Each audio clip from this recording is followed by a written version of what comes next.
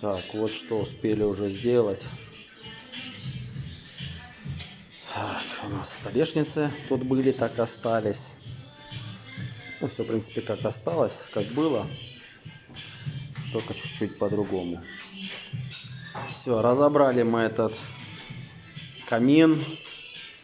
Конечно, очень трудно он поддался разборке, был очень сильно заклеен, так что не оторвешь кирпич. Вот. Так, вот заметили мы проблемы дымления, какие были первоначально вот с трубы, когда начали.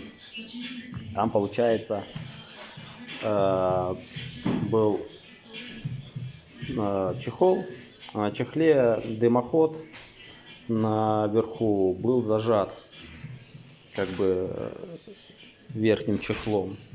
Потом дальше, когда разбирали здесь снизу, здесь, ну, это мое мнение, как бы, получается, шел задний зуб, вот, и передняя перемычка. И задний зуб опережал где-то минимум сантиметров на 20, а то и на 30 выше шел сюда заужение, только потом в обратку. И как бы, по моему мнению, что вот это как бы влияло тоже задымлению, задавливало канал, в общем. Так, в общем, постараемся все это исправить. Думаю, следующее видео уже сделаю, когда будем растапливать его уже.